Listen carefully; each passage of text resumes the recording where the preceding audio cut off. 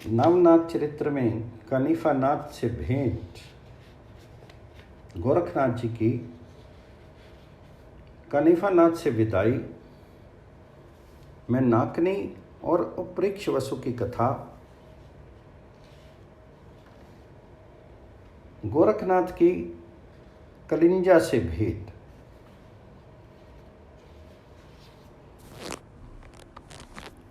शिवजी से वरदान पाकर गोरखनाथ तीर्थ यात्रा करने को चल दिए। गुरु मत्स्येंद्रनाथ इस समय कहाँ हैं ये उन्हें ज्ञात नहीं था। जगन्नाथ जी के दर्शन करने के बाद जब गोरखनाथ जी राजा गोपीचंद की राजधानी हेलापट्टन नगर से होकर लौट रहे थे, तभी मार्ग में एक नाथपंथी सिद्ध योगी के साथ उनकी भेंट हुई और उस योगी का नाम कनिफानाथ था। नाथपंथी योगी जब एक दूसरे से मिलते हैं तो वे परस्पर आदेश कहकर नमस्कार करते हैं। कनिफानाथ उस समय गलीचे पर बैठे हुए थे। गोरखनाथ आदेश कहते हुए उनके सामने जाकर खड़े हुए तो कनिफानाथ प्रत्युत्तर में आदेश कहकर उठ खड़े हुए।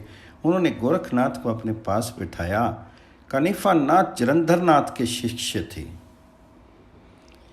ये त्रिया राज्य में मत्स्येंद्रनाथ से भेंट करके आए थे। ये बात पिछले अध्याय में लिखी जा चुकी है। कनिफानाथ ने गोरखनाथ का नाम सुना था, परंतु उन्होंने गोरखनाथ को कोई चमत्कार नहीं देखा था, इसलिए उन्होंने गोरखनाथ की परीक्षा लेने का विचार किया। उस समय ग्रीष्म ऋतु थी। आम के वृक्षों पर आम के फल लगे हुए थे। कनिफानाथ ने मेहमान नवाजी करने के लिए उद्देश्य से गोरखनाथ से कहा, मैं आपके खाने के लिए पके हुए आम वृक्ष तोड़वा कर मंगाता हूँ। यह सुनकर गोरखनाथ ने उत्तर दिया, खटपट करने की आवश्यकता नहीं है, इस समय कुछ नहीं खाना चाहता। कनिफानाथ बोले, इसमें खटपट की क्या बात है, मेरा शिष्य अभी तोड़ लाएगा। तो गोरखनाथ जी ने कहा, इतना परिश्रम करने की जरूरत क्यों, इस समय तो आपके शिष्य यहाँ हैं, परंतु यदि किसी समय कोई शिष्य उपस्थित ना हो तो उस समय आप क्या करेंगे? आप अपनी विद्या के प्रताप से आम के फल मंगवा कर यहीं हाजिर कीजिए। आपके गुरु के प्रभाव से ये कोई असंभव बात नहीं होगी। इस प्रकार आए हुए आमों को मैं खा लूँगा। कनिफानाथ को अपनी विद्या प्रदर्शित करने का अवसर मिला। उन्होंने कहा, अच्छा, अच्छी बात है, मैं विद्या के प्रभाव से आमों को यहीं मंगाई देता हूँ। ये कहकर कनिफानाथ ने विभक्त अस्त्र मंत्र द्वारा आकर्षण मंत्र से भस्म को अभिमंत्रित करके आम के वृक्ष की ओर फेंका। उसके प्रभाव से पके हुए आम अपने आप टूटकर कनिफानाथ के सामने आकर उपस्थित हो गए। तब दोनों के हाथ मुंह धोकर उनका सेवन किया। इस पर गोरखनाथ ने अपनी शिक्षा को प्रदर्शित करने का निश्चय किया। वे कनिफानाथ से बोले, आपने तो मेरा आतिथ्य कर दिया, अब मैं थोड़े से फल मंगाता हूँ, उन्हें आप सेवन कीजिएगा।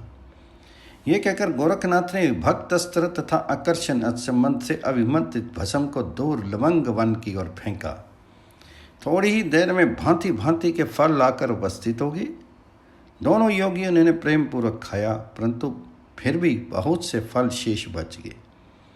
तब गोरखनाथ ने कनिफानाथ से कहा, इन बाकी बचे हुए फलों को आप इनके पौधों पर वापस भेजकर जहाँ के तहाँ लटका दीजिए। ये सुनकर कनिफानाथ ने उत्तर दिया, टूटे हुए फलों को दोबारा वापस भेजकर उनके पौधों पर लटका देना असंभव है। ऐसा ना तो पहले कभी किया जा सका है और ना आगे ही किया जा सकता है। तो इस पर गोरखनाथ ने उत्तर दिया, जिस व्यक्ति के गुरु परिपूर्ण होते हैं उनके लिए कुछ भी कर दिखाना असंभव नहीं होता। पूरे गुरु का चेला तो दूसरे ब्रह्मा को भी उत्पन्न कर सकता है। खैर, मैं अपने गुरु की कृपा से जो चाहूँ वह करके दिखा सकता हूँ। अपने गुरु की निंदा सुनकर कनिफानाथ को क्रोध आ गया। वे बोले, तुम्हारे गुरु जैसे हैं वह मैं अच्छी तरह जानता हूँ। मैं त्रिया राज्य से लौट कर आ रहा हूँ। वहाँ मैंने तुम्हारे गुरु मत्स्येंद्रनाथ को स्त्रियों के मोह जाल में पड़कर विषय विलास में फंसे हुए देखा है। उन्होंने हम सब नाथ योगियों की प्रतिष्ठा को धूल में मिला दिया है। तुम ऐसे गुरु की कृपा से जो दूसरा ब्रह्मा तक उत्पन्न कर देने की बात कर रहे हो, उनमें कितनी सच्चाई हो सकती है ये मैं खूब समझता हूँ। खैर, अब तुम ऐसे घमंड की बात छोड़ करके यहाँ से अपना रास्ता पकड़ो। कनिफानाथ के मुंह से अपने गुरु की निंदा सुनकर के गोरखनाथ ने भी कुछ क्रुद्ध होते हुए कहा, है कनिफानाथ, तुम्हारे गुरु जलंधरनाथ कितने शक्तिमान हैं ये बात मैं भी अच्छी तरह जानता हूँ। गौड़ बंगाल देश के हिलापट्टन नगर में राजा गोपीचंद ने तुम्हारे गुरु को गड्ढे में डाल रखा है। आज 10 वर्ष से उस गड्ढे के भीतर पड़े हुए हैं। उस गड्ढे को घोड़ों की लीद से भर दिया गया है और उस लीद के भीतर दबे हुए तुम्हारे गुरुजी बाहर निकल पाने तक में समर्थ नहीं है। परंतु मेरे गुरु इस प्रकार के नहीं हैं। मैं अपने गुरु की कृपा से तुम्हें अपना चमत्कार दिखाता हूँ और इन टूटे हुए फलों को इनके पौधों पर वापस भेजकर ज्यों का त्यों लटकाए देता हूँ। ये कहकर गोरखनाथ जी ने संजीवन मंत्र द्वारा अभिमंत्रित भस्म को उन फलों के ऊपर छिड़का। भस्म का स्पर्श होते ही वे सब फल अपने आप उड़कर अपने अपने पौधों में पूर्ववत जाके लग गए। कानिफानाथ को यह देखकर महान आश्चर्य हुआ। वे समझ गए कि गोरखनाथ विद्या में मुझसे कहीं अधिक बड़े चढ़े हैं और पूरे गुरु के शिष्य हैं। अपनी भूल का ज्ञान होने पर वे गोरखनाथ के आगे झुक गए और उनकी महिमा का बखान करते हुए कहने लगे, आप में अपार शक्ति है, इसका ज्ञान मुझे हो गया। आपके यहाँ आने से मुझे दूसरा लाभ ये हुआ है कि मुझे अपने गुरु जलंधरनाथ का भी पता लग गया है। मैं उन्हें बहुत दिनों से ढूंढ रहा था। यह सुनकर गोरखनाथ हंसकर बोले, यह भेंट हम दोनों के लिए ही लाभदायक रही। तुम्हें अपने गुरु का पता चल गया और मुझे तुम्हारे द्वारा अपने गुरु के संबंध में ज्ञात हो गया। मैं भी अपने गुरु की तलाश कर रहा था। इसके बाद दोनों योगी एक दूसरे से विदा लेकर अपने अपने गुरु से मिलने के लिए चल दिए। त्रिया राज्य की रानी मैनाकनी के संबंध में पिछले अध्याय में बताया जा चुका है कि वह सिंगल द्वीप की निवासिनी पद्मिनी जाति की स्त्री थी। एक बार वह अपने मकान की छत पर खड़ी हुई थी। उसी समय परीक्षवसु अपने विमान से बैठे हुए उधर से निकले। अचानक की हवा के झोंके से वसु के सिर का वस्त्र अपने स्थान से हट गया, जिसके कारण जिसको मैनाकनी ने देखा। मैनाकनी की दृष्टि उनके पर उभरे हुए शरीर पर पड़ी तो उसे हंसी आ गई। उस समय उपरीक्षवसु ने क्रुद्ध होकर उसे शाप देते हुए कहा, हे निर्लजा स्त्री, तो त्रिया राज्य में जा पड़, वहाँ तुझे किसी पुरुष को देखने का अवसर नहीं मिलेगा। इस शाप को सुनकर के जब मैनाकनी ने अपने अपराध की क्षमा मांगी तब बहुत रोई गिड़ाई। तब वसु ने प्रसन्न होकर ये कहा, हे पद्मिनी, त्रिया राज्य की वर्तमान रानी तिलोत्तमा के मरने पर तू वहाँ की रानी बनेगी और मेरा पुत्र मत्स्येंद्रनाथ वहाँ आकर तुझे पति सुख प्राप्त कराएगा। उससे तुझे मीननाथ नाम का एक बालक की प्राप्ति होगी। उसके बाद मत्स्येंद्रनाथ तुझे छोड़कर चला जाएगा और अंत में तू स्वर्ग के सुख का भोग करेगी। यह सुनकर मैनाकनी ने पूछा, हे देव, जब स्त्री राज्य में सब स्त्रियां ही रहती हैं तो वहाँ संतति क्रम किस प्रकार चलता है? तो परीक्षवसु ने उत्तर दिया, स्त्री राज्य में वायुपुत्र हनुमान प्रतिदिन जाते हैं। उनकी गर्जना के शब्द मात्र से ही उस राज्य में रहने वाली स्त्रियों की काम वासना शांत हो जाती है और उन्हें गर्भ ठहर जाता है। उनमें जो पुरुष गर्भ होता है वह तो नष्ट हो जाता है और जो स्त्री गर्भ होता है उससे लड़की का जन्म हो जाता है। इस प्रकार वहाँ का संतति क्रम निरंतर चलता रहता है। और परीक्षवसु द्वारा यह जानकर मैनाकनी ने पूछा, जब उस स्त्री राज्य में कोई पुरुष जा ही नहीं सकता तब मत्स्येंद्रनाथ वहाँ कैसे पहुँचेंगे? तो उपरीक्षवसु ने उत्तर देते कहा, इसके लिए तुम्हें तपस्या करनी पड़ेगी। तुम हनुमान जी का तप करना, उनसे प्रसन्न होकर जब हनुमान जी वर मांगने के लिए कहें उस समय तुम उन्हें पहले वचन में बांधकर पीछे ये कहना कि मैं आपके साथ रहना चाहती हूँ। तो हनुमान जी उधर रेता ब्रह्मचारी हैं तथा उन्होंने माता के गर्भ से ही सर्कपिन के साथ जन्म लिया है। अस्तु वे स्वयं तो ऐसा नहीं कर सकेंगे, परंतु तुम्हारी इच्छा पूर्ण करने के लिए मत्स्येंद्रनाथ को भेज देंगे। मत्स्येंद्रनाथ हनुमान जी की आज्ञा मान करके तुम्हारे पास आएंगे और वे तुम्हारी मनोकामना पूर्ण करेंगे। ये कहकर अपरीक्षवसु चले गए उनके शाप के कारण मैं नाकनी त्रिया राज्य में पहुंच गई। वहां जाकर वह किस प्रकार रानी बनी, किस प्रकार हनुमान जी ने मत्स्येंद्र नाथ को उनके पास भेजा और किस प्रकार मत्स्येंद्र नाथ वहां जाकर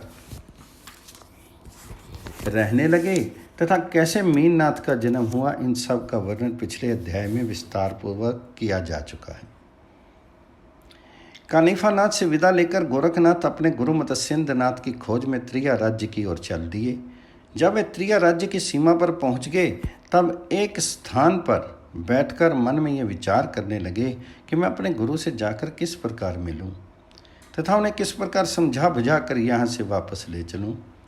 तो गोरखनाथ जी जिस समय बैठे हुए विचार कर रहे थे, उसी समय कलिंगा नामक एक रूपवती वैश्या अपनी साजिंदा सहेलियों के साथ वहां आ पहुंची। गोरखनाथ ने उसे देखकर प्रश्न किया, हे माता, आप कहाँ जा रही हैं? तो कलिंगा ने उत्तर दिया, त्रिया राज्य में। तो गोरखनाथ ने फिर पूछा, आप वहाँ किस लिए जा रही हैं? तो कलिंगा बोली, त्रिया राज्य की रानी मैनाकनी संगीत कला की बहुत प्रेमी है।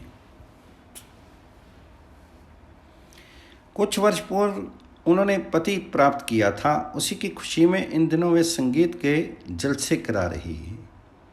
मैं उसी जलसे में भाग लेने के लिए जा रही हूँ। मुझे आशा है कि रानी मेरी कला को देख करके प्रसन्न होगी और मुझे पुरस्कार प्रदान करेगी। तो गोरखनाथ जी बोले, हे माता, आप मुझे भी साजिंदा के रूप में अपने साथ ले चलिए। यह सुनकर कलिंगा ने पूछा, हे साधु महाराज, आप कुछ गाना बजाना भी जानते हैं? यदि जानते हैं पहले मुझे सुनाइए। तो गोरखनाथ इसके लिए तैयार हो गए। वह एक वृक्ष के नीचे बैठ के कलिंगा की साजिंदाओं ने साजों के स्वर मिलाए। गोरखनाथ ने गंधर्व प्रयोग मंत्र द्वारा अभिमंत्रित भस्म को अपने कपाल पर लगा करके गाना आरंभ किया। उसके गायन को सुनकर के कलिंगा और उनकी सहेलियों को अलग वन के पशु पक्षी तथा लता वृक्ष आदि भी झूमने लगे। ये देखकर कलिंगा आश्चर्यचकित हो गई। उसने गोरखनाथ जी से कहा, हे महाराज, आपकी गायन कला अद्वितीय है, ये मैंने देख लिया। यदि आप मेरे साथ मैनाकनी के दरबार में चलेंगे तो रानी आपका गाना सुनकर मुझे बहुत पुरस्कार देगी, इसमें कोई संदेह नहीं है। आप कृपा करके मुझे अपना नाम बताइए और कहिए, आप त्रिया राज्य में क्यों जाना चाहते हैं? गोरखनाथ जी ने मन में सोचा कि यदि मैं इसे अपना यथार्थ परिचय दे दूं तो संभव है यह मुझे अपने साथ ना ले जाए। अतः उन्होंने अपना नाम तथा उद्देश्य को गुप्त रखते हुए कहा, हे माता, मेरा नाम पूर्वडाम है, मैं बाल ब्रह्मचारी हूँ, अतः मुझे स्त्री की कामना नहीं है। इसके अतिरिक्त मैं सन्यासी और भिक्षुक हूँ, इसलिए मुझे धन संपत्ति भी नहीं चाहिए। पेट भरने के लिए भोजन मिल जाए वही मेरे लिए बहुत है। त्रिया राज्य कैसा है ये देखने के लिए ही उनके भीतर प्रवेश करना चाहता हूँ। कलिंगा बोली, हे महाराज, मुझे आपको अपने साथ ले चलने में कोई आपत्ति नहीं है, परंतु त्रिया राज्य में पुरुषों का प्रवेश वर्जित है।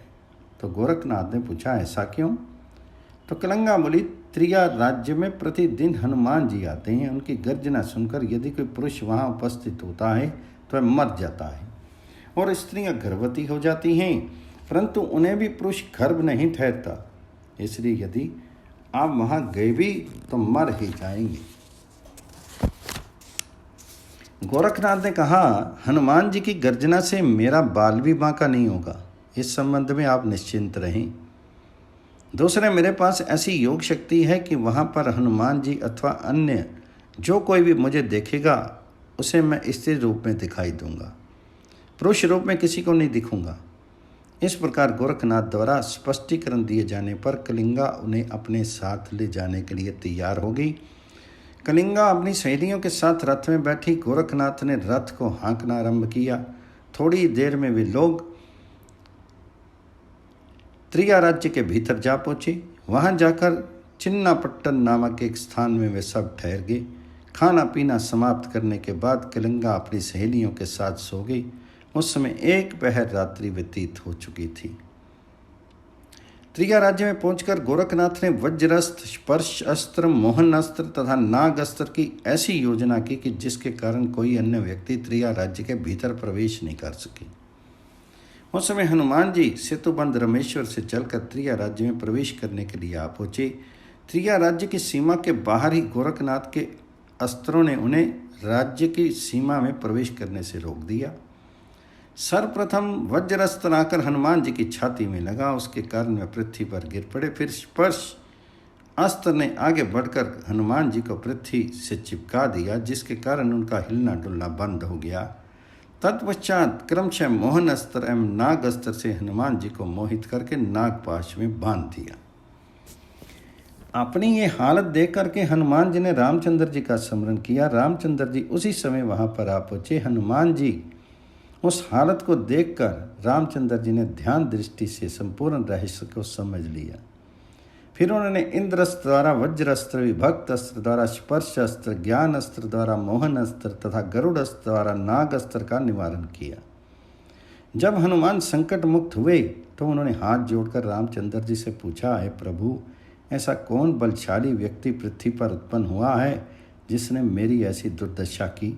तो रामचंद्र जी बोले, हे हनुमान, नाथ योगियों के अतिरिक्त पृथ्वी पर ऐसा कोई व्यक्ति नहीं है जो तुम्हें संकट में डाल सके। हरि नारायण के अवतार तथा मत्स्येंद्र नाथ ने शिष्य गोरखनाथ अपने गुरु को वापस ले जाने के लिए त्रिया राज्य में आए हैं। उन्हें अपना प्रताप प्रदर्शित करने के लिए तुम्हारी ये दशा की थी। यह सुनकर हनुमान जी ने कहा, हे प्रभु, मत्स्येंद्र नाथ तो मेरी आज्ञा मानकर मैं नाकनी के साथ भोग विलास करने के लिए यहाँ आए हैं। यदि गोरखनाथ उन्हें यहाँ से ले गए तो बड़ी मुश्किल हो पड़ जाएगी। अतः आप कृपा करके मेरे साथ गोरखनाथ जी के पास चलिए और उन्हें समझा बुझा कर यहाँ से विदा कीजिए। तो रामचंद्र जी तथा हनुमान जी ब्राह्मण का वेश बना करके चिन्नापट्टन स्थान पर पहुँचे। कलिंगा तो अपनी सखियों के साथ सो रही थी, परंतु गोरखनाथ वहाँ आसन पर ध्यान लगाए हुए बैठे थे, ब्रह्मचारी वेश धारी। राम हनुमान ने उनके पास पहुँचकर नमस्कार की। गोरखनाथ ने सम्मानपूर्वक अपने पास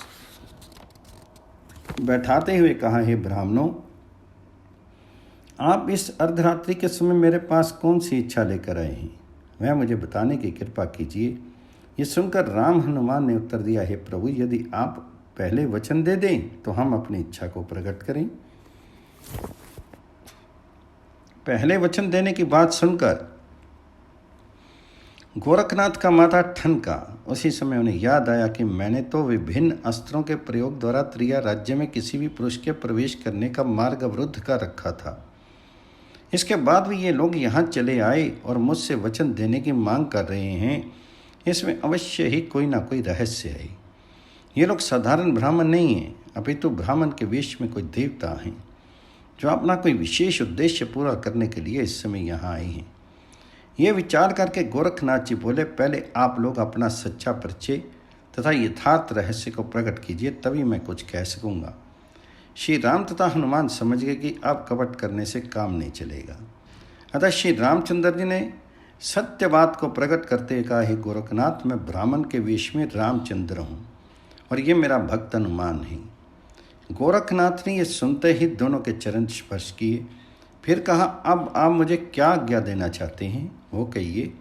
इस पर हनुमान जी बोले, हे गोरखनाथ, मत्स्येंद्र नाथ यहाँ पर मेरी आज्ञा से आए हुए हैं और तुम्हें उन्हें ले जाने के लिए आए हो। इसलिए मैं ये चाहता हूँ कि तुम उन्हें यहीं रहने दो और स्वयं वापस लौट जाओ। ये सुनकर गोरखनाथ ने उत्तर दिया, हे हनुमान जी, मैं अपने गुरु को अब यहाँ नहीं छोड़ूंगा। उन्हें इस नरक से मुक्त करके ले जाऊंगा। उनके यहाँ रहने से संसार में सर्वत्र नाथ पंथ की निंदा हो रही है। अतः इसके अतिरिक्त आप जो चाहें वे आज्ञा मुझे दीजिए। आपकी इस इच्छा को मैं पूर्ण नहीं कर सकूंगा। गोरखनाथ के मुंह से ये शब्द सुनकर हनुमान जी उनसे युद्ध करने को प्रस्तुत हो गए। इस बीच रामचंद्र जी ने भली भांति अनुभव कर लिया था कि गोरखनाथ मत्स्येंद्र नाथ को यहाँ से ले जाए बिना नहीं मानेंगे। अतः उन्होंने हनुमान जी को गोरखनाथ के साथ युद्ध करने से रोकते हुए कहा, हे हनुमान, क्या तुमने मत्स्येंद्र नाथ को जीवन भर त्रिया राज्य में रहने के लिए कहा था? हनुमान जी ने उत्तर दिया, ऐसी बात तो नहीं थी। तो रामचंद्र जी बोले, तब तुम्हें झंझट करने की आवश्यकता नहीं है। तुम्हारी आज्ञा मानकर मत्स्येंद्र नाथ यहाँ आकर बहुत समय रह लिए।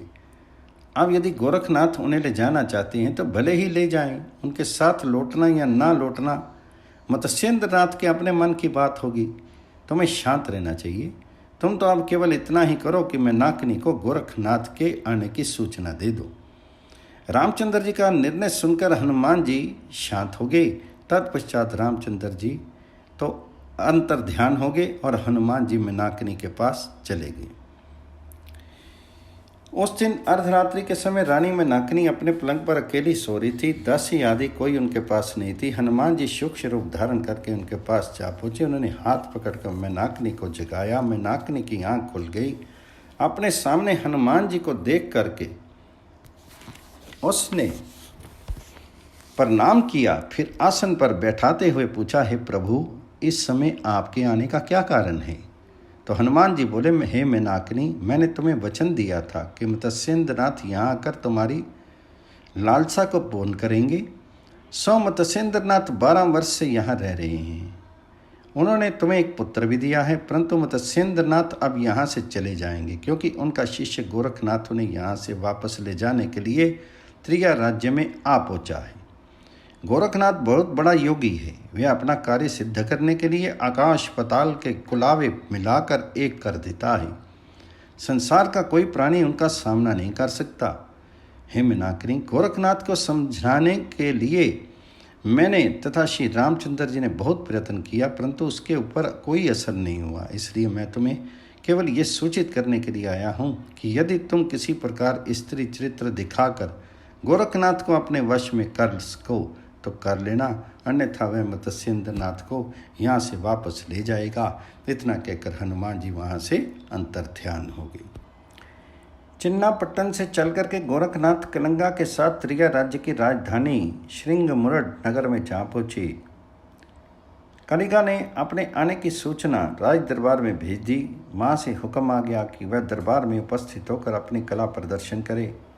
कलिंगा ने गोरखनाथ से कहा, महाराज, अब आप अपनी योग विद्या द्वारा स्थिर रूप बना लें और मेरे साथ राज दरबार में चलें। गोरखनाथ जी ने पल भर में ही मंत्र पढ़कर अपना स्वरूप स्त्री जैसा बना लिया। कलिंगा ये देखकर अत्यंत प्रसन्न हुई। वह गोरखनाथ तथा अपनी अन्य साजिंदाओं के साथ रथ में बैठकर राज दरबार में जा पहुंची। राज दरबार में रथ सिंहासन के ऊपर मत्स्येंद्रनाथ रानी मैनाकिनी के साथ विराजमान थे। उनकी वेशभूषा राजसी थी। ऐसा प्रतीत होता था जैसे साक्षात लक्ष्मी नारायण सिंहासन पर बैठे हुए हों। कलिंगा ने अपनी सब साथियों के साथ राजा तथा रानी को नमस्कार किया। गोरखनाथ ने मन ही मन अपने गुरु को प्रणाम किया। तदुपरांत संगीत गोष्ठी प्रारंभ हुई। कलिंगा ने गाना आरंभ किया। उसका स्वर किन्नरियों को भी लज्जित करने वाला था। अन्य साजिंदाओं ने सितार, वीणा, पखावज आदि वाद्य मंत्र बजाने आरंभ किए। स्त्री रूपी गोरखनाथ मृदंग बजाने लगे। संगीत गोष्ठी का यौवन अपनी बहार पर जा पहुंचा। गोरखनाथ का मृदंग वादन अनुपम था। वह जिस समय सम पर थाप लगाते थे उस समय दरबार में सर्वत्र वाह वाह की आवाज़ गूंज उठती थी। कुछ देर बाद गोरखनाथ ने अपने मृदंग की गत बदल दी। उनके साथ चलने वाला कलिंगा का नृत्य इंद्र की अप्सराओं के नृत्य को लज्जित करने लगा। उनके पांव के घुंघरू ताल पर इस प्रकार थिरकने लगे कि चारों ओर धन्य है का स्वर गूंज उठा। मैनाकिनी और मत्स्येंद्रनाथ उसे देखकर मुग्ध हो गए। इसी समय गोरखनाथ ने इस प्रकार मृदंग बजाना आरंभ किया कि उनमें से निकलने वाली ध्वनि में चेत मचंदर गोरख आया, चेत मचंदर गोरख आया शब्द स्पष्ट सुनाई देने लगे। ये शब्द मत्स्येंद्रनाथ के हृदय के भीतर प्रविष्ट हो गए और उन्हें स्पष्ट आभास हो गया कि गोरखनाथ यहाँ आ पहुँचा है। वे अपने सिंहासन से ऊपर नीचे उठने बैठने लगे। फिर उन्होंने मैनाकिनी के कान में धीरे से कहा, हे मैनाकिनी, मुझे ऐसा प्रतीत होता है यहाँ पर गोरखनाथ आ पहुँचा है। मैनाकिनी ने पूछा, आपको ये कैसे मालूम हुआ? तो मत्स्येंद्रनाथ बोले, इस मृदंग में से जो बोल निकल रहे हैं उसे तुम ध्यान से सुनो तो तुम सब कुछ स्पष्ट हो जाएगा। मैनाकिनी ने मृदंग की ध्वनि पर ध्यान दिया तो चेत मछंदर गोरख आया, चेत मछंदर गोरख आया, ये शब्द उसे भी स्पष्ट सुनाई देने लगा। मैनाकिनी ने परीक्षा लेने के लिए गोरखनाथ के स्थान पर अपने दरबार की मृदंग बजाने वाली स्त्री को बैठा दिया। जब उसने मृदंग बजाया तो वह शब्द निकलना बंद हो गया। परंतु जब गोरखनाथ ने दोबारा मृदंग को अपने हाथ में लिया तो वही शब्द फिर निकलने लगा। हनुमान जी मेनाकिनी को रात में ही चेतावनी दे गए थे कि गोरखनाथ अपने गुरु को वापस ले जाने के लिए त्रिया राज्य में आ पहुंचा है। अतः मेनाकिनी की ये समझते देर नहीं लगी कि कलिंगा के साथ आई हुई स्त्री जो मृदंग बजा रही है वह स्त्री नहीं है, अपितु स्त्री के रूप में स्वयं गोरखनाथ ही है। मेनाकिनी ने मृदंग बजाने वाली स्त्री रूपी गोरखनाथ को रोककर कलिंगा सहित उनके अन्य सभी साथियों को पुरस्कार देकर विदा कर दिया। संगीत गोष्ठी समाप्त होगी, दरबार भंग कर दिया गया। कलिंगा आदि स्त्रियों के चले जाने पर दरबार भंग हो जाने के बाद मेनाकिनी ने गोरखनाथ से कहा, अब आप मुझे अपना सच्चा परिचय देने की कृपा कीजिए। यह सुनकर गोरखनाथ अपने यथार्थ रूप में प्रकट हो गए और मेनाकिनी से कहने लगे, हे रानी, मैं मत्स्येंद्रनाथ जी का शिष्य गोरखनाथ हूँ और यहाँ से अपने गुरु को वापस ले जाने के लिए आया हूँ। त्रिया राज्य में कोई पुरुष प्रवेश नहीं कर सकता, इसलिए मैं यहाँ कलिंगा के साथ स्त्री रूप बनकर आया था। यह सुनकर मेनाकिनी उन्हें मत्स्येंद्रनाथ के समीप लिवा लेगी। गोरखनाथ ने अपने गुरु के चरणों का स्पर्श किया। गुरु ने अपने शिष्य को आशीर्वाद देते हुए हृदय से लगा लिया। फिर अपने पास ही सिंहासन पर बिठाकर कुशल क्षेम पूछने लगे। 12 वर्ष बाद गुरु शिष्य की भेंट हुई थी। इस बीच नागपंथ में नए सिद्ध योगी प्रकट हो चुके थे। गोरखनाथ ने अपने गुरु को भद्रिका आश्रम में तप करने, कनिफा नाथ से भेंट होने तथा अन्य घटनाओं का विवरण विस्तार पूर्वक कह सुनाया। तत्पश्चात उन्होंने हाथ जोड़कर कहा, हे गुरु जी, आप तो सिद्ध योगी हैं, आपके प्रताप से मेरा भी यश फैला है, परंतु वो धर रेता ब्रह्मचारी होते हुए भी आप त्रिया राज्य में कैसे आ पहुंचे और यहाँ भोग विलास में पढ़कर आपने अपने पंथ की मर्यादा को कैसे छोड़ दिया, वे आप मुझे बताने की कृपा करें। तो मत्स्येंद्रनाथ ने उत्तर दिया, शिष्य, तुम्हारा कहना बिल्कुल ठीक है, परंतु मैं जब तीर्थाटन के लिए सेतुबंध रमेश्वर पहुंचा था, उससे हनुमान जी ने मुझसे वचन लेकर मुझे आने के लिए विवश कर दिया था, इसी कारण मेरी ये दशा हुई है। इतना कहकर मत्स्येंद्रनाथ ने प्रारंभ से अंत तक का सब विवरण विस्तार पूर्वक कह सुनाया और बोले, अब तुम किसी प्रकार मेनाकिनी को तैयार कर लो, तो मैं यहाँ से वापस लौट चलने को तैयार हूँ। गोरखनाथ संपूर्ण वृत्तांत को सुनकर कुछ देर के लिए विचार मग्न हो गए। त्रिया राज्य की प्रजा को जब यह ज्ञात हुआ कि मत्स्येंद्रनाथ के शिष्य गोरखनाथ आए हुए हैं, तो वह जय जयकार करते हुए राजभवन में आ पहुंची। मत्स्येंद्रनाथ ने उन सब को गोरखनाथ के दर्शन कराए। गोरखनाथ को देख करके सबको अत्यंत प्रसन्नता हुई। तदुपरांत मेनाकिनी ने गोरखनाथ को मोह जाल में फंसाने के लिए त्रिया राज्य की सर्वश्रेष्ठ सुंदरियों को उनकी सेवा में भेजा। उन स्त्रियों ने गोरखनाथ को आकर्षित करने के लिए अनेक उपाय किए, परंतु उन्हें किसी प्रकार की सफलता प्राप्त नहीं हुई। उन सब ने मेनाकिनी के पास जाकर स्पष्ट रूप से बता दिया कि गोरखनाथ किसी प्रकार के आकर्षण में फंसने वाले नहीं हैं। मत्स्येंद्रनाथ स्वयं भी त्रिया राज्य के मोह जाल से बाहर निकलना चाहते थे, परंतु उनकी इच्छा थी कि उन्हें वहां से बाहर निकालने का श्रेय उनके शिष्य गोरखनाथ को ही प्राप्त हो। अतः उन्होंने गोरखनाथ के प्रभाव को प्रदर्शित करने तथा मेनाकिनी का मोह दूर करने के लिए एक लीला रचने का निश्चय किया। एक दिन मीननाथ और मेनाकिनी दोनों ही मत्स्येंद्रनाथ तथा गोरखनाथ के पास बैठे हुए थे। उसी समय मत्स्येंद्रनाथ जी ने गोरखनाथ को संबोधित करते हुए कहा, हे पुत्र, तुम्हारे छोटे भाई मीननाथ को बहुत समय तक दस्त हुए हैं। कई दिनों तक स्नान न करने के कारण इसका शीर गंदा हो गया है। अतः तुम इसे अपने साथ नदी तट पर ले जाकर इसके शीर को भली भांति साफ कर लाओ। गुरु की आज्ञा पाकर गोरखनाथ मीननाथ को साथ लेकर नदी तट पर जा पहुंचे। वहाँ उन्होंने मीननाथ की दोनों टांगें पकड़कर ऊपर उठा लिया, फिर उसे धोबी के कपड़े के पीटने के पत्थर पर पटकते हुए पछीटना आरंभ कर दिया। इस प्रकार 2-3 बार पटकने से मीननाथ के प्राण पखेरु उड़ गए। तब गोरखनाथ जी ने उसके शीर के चमड़े को भली भांति साफ किया और नदी तट से लौटकर उस चमड़े को छत के ऊपर धूप में सूखने के लिए डाल दिया। भोजन के समय जब मीनाकिनी ने मीननाथ के विषय में पूछा तो गोरखनाथ ने उत्तर दिया कि मैं गुरुजी की आज्ञा से उसके शरीर को नदी पर साफ करने के लिए ले गया था, सो उसे साफ करके ले आया हूँ। ये सुनकर मत्स्येंद्रनाथ ने प्रश्न किया, मीननाथ इस समय कहाँ हैं?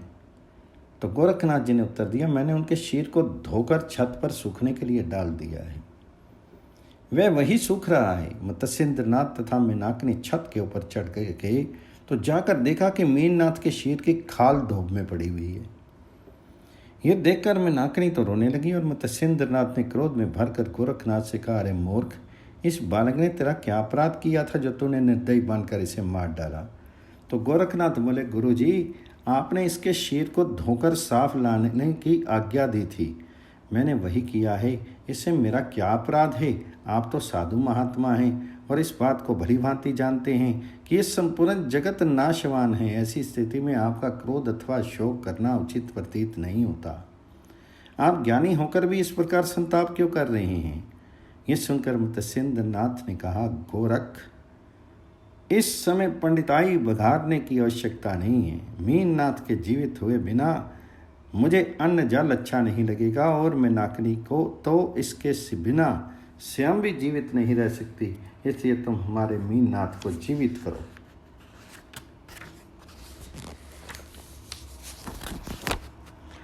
गुरु की बात सुनकर गोरखनाथ ने संजीवनी मंत्र से अभिमंत्रित भस्म को उस चमड़े के ऊपर फेंका तो वहां उसी समय एक जैसे 108 मीननाथ प्रकट हो गए। शक्ल, सूरत, आयु, शीर, सब बातों में वे बिल्कुल एक से थे।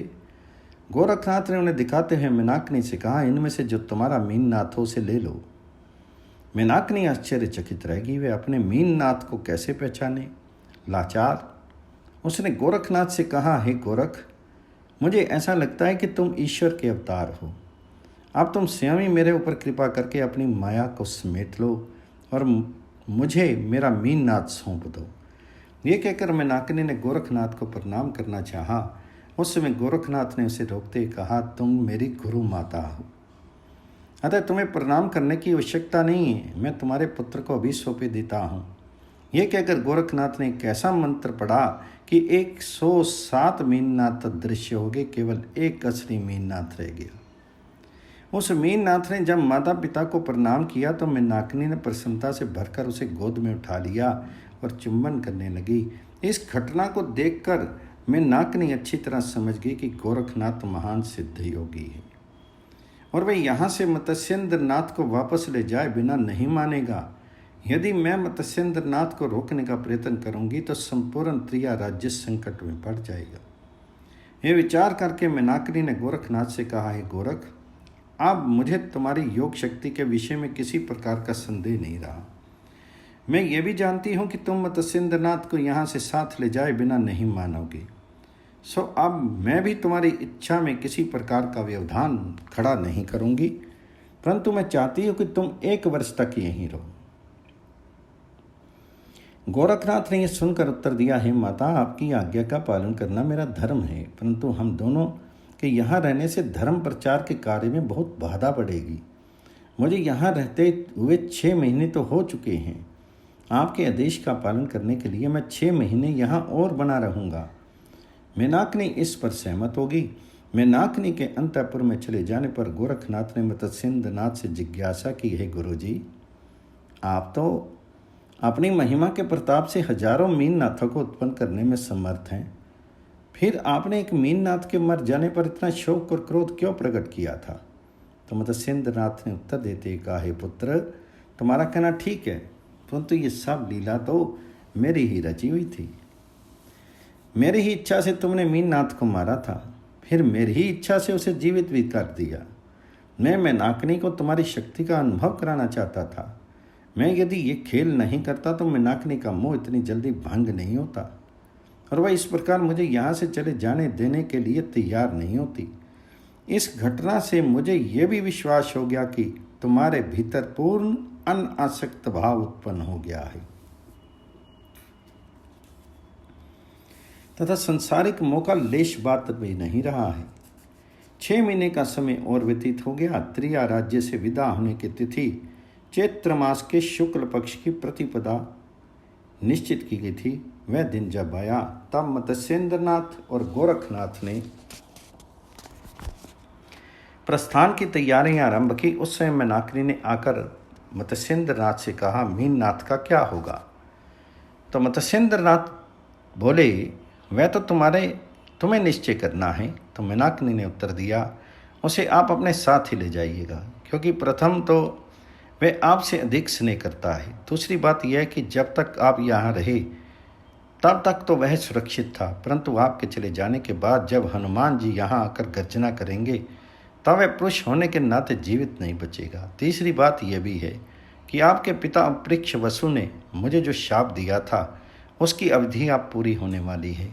शाप की अवधि समाप्त होते ही मैं तो यहाँ से स्वर्ग लोक को चली जाऊंगी, परंतु मनुष्य शरीर होने के कारण मीननाथ वहाँ नहीं जा सकेगा। इस स्थिति में यहाँ उसकी देखभाल करने वाला कोई नहीं रहेगा। इस सब बातों पर विचार करने के पश्चात मैं इसी निश्चय पर पहुँची हूँ कि मीननाथ का आपके साथ जाना ही ठीक है। मत्स्येंद्रनाथ ने यह सुनकर कहा, तुम्हारी ऐसी ही इच्छा है तो हम मीननाथ को अपने साथ ले जाएंगे। मत्स्येंद्रनाथ, गोरखनाथ तथा मीननाथ तीनों चलने के लिए प्रस्तुत हुए।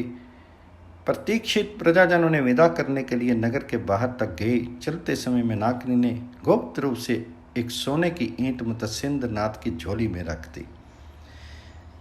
मत्स्येंद्रनाथ को तो उसकी बाबत ज्ञात हो गया, परंतु गोरखनाथ को कुछ पता नहीं चला। उस दिन त्रिया राज्य में सर्वत्र विषाद छाया रहा।